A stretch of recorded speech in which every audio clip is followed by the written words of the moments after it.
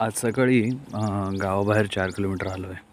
मस्त पाय छानपैकी गवतामध्ये भिजवतो आहे दवानी. आणि त्याचवेळी ह्या हायवेजवळ टर्नजवळ मला एक छानसं असं घर दिसलं आणि मला ते खूप आवडलं, कारण छोटंसंच आहे. पाठी तिथल्या बाजूला तिथे तुम्हाला दिसत असेल तर एक अशी विहीर आहे. तिथे काही माणसं वगैरे आता सध्या पाणी भरतात, दिसत असेल कुत्रं वगैरे. आणि हे इथे छोटंसं घर, त्या घर आहे अगदी विटांनी बांधलेलं, बरंचसं नॅचरल आहे. फक्त पत्रे बाहेरून आणलेले दिसत आहेत. शेजारी कोंडवाडा आहे गुरांसाठी, छोटीशी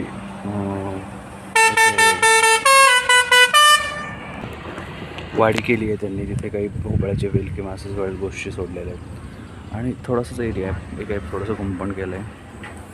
आणि कुंभळा पलीकडे त्यांनी असं छान एरियामध्ये मस्तपैकी बघितलं तर वेल केलेले आहेत. मग पण काही बरंच आहे. तर अशा प्रकारचं छोटंसं इथे तुळशी आहे. थोडीशी घेतो तुळशी मी. आणि असं सगळं मस्त घाटाच्या मध्य अगदी टर्नवर असं त्यांना जागा मिळाली असं म्हणणार नाही, कारण सामान्यचं सगळ्या गोष्टी. पण ज्या प्रकारे त्यांनी ते सगळं रचलं आहे ते मला खूप आवडलं. आणि इतकं सिंपल आयुष्य असू शकतं. यावर आत्ताच्या वेगवान जगामध्ये नक्कीच लोकांना विश्वास बसणार नाही, पण आहे असं जग. आणि याच्या जगाला जाणीव व्हावी म्हणा, किंवा असा ठेवा जतन करावं म्हणून आम्ही छोटासा व्हिडिओ करतो आहे.